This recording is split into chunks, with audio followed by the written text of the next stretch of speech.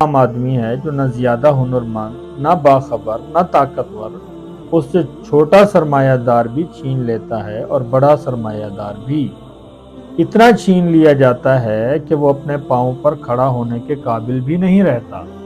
یہاں یہ سمجھنا ضروری ہے کہ جاگیردار سرمایہ دار دو الگ مخلوق نہیں۔ جاگیردار وہ ہے جس کے پاس اختیار زمین، نسل یا روایت کے ذریعے آیا، اور سرمایہ دار وہ ہے جس کے پاس اختیار سرمایہ، نظام اور مواقع کے ذریعے جمع ہوا۔ فرق صرف راستے کا ہے، انجام ایک ہی ہے۔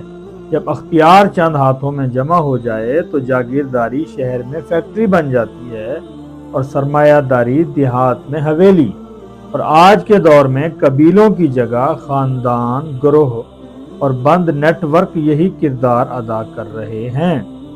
اسی نظام میں ایک شور مچانے والا بھی ہوتا ہے جو بظاہر اس کے خلاف بولتا ہے مگر اصل میں سیدھے اور ایمان والے لوگوں کو غلط راستوں میں لے جاتا ہے۔ اور سب سے خطرناک وہ عقل ہے جو فائدہ مانگتی ہے مگر تقویٰ کو ماننے سے انکار کرتی ہے۔ یہی عقل جاگیرداری کو جواز دیتی ہے، سرمایہ داری کو دلیل دیتی ہے اور ظلم کو حقیقت کہہ کر قابل قبول بنا دیتی ہے۔ یہ دنیا کی کہانی ہے، کسی ایک ملک کی نہیں، کسی ایک تہذیب کی نہیں، کسی ایک مذہب کی نہیں۔ 400 سال سے انسان یہی اسٹریٹجی دہرا رہا ہے۔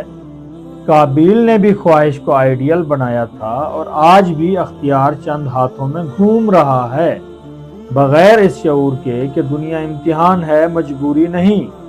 جب دنیا امتحان نہیں لگتی تو انسان نہ سوال سمجھتا ہے نہ جواب، اور پھر انسان نہیں مرتا، انسانیت مرتی ہے، اور پھر یوں مرتے مرتے وہ اسی نظام کا حصہ بن جاتا ہے جو اسے کھا رہا ہوتا ہے۔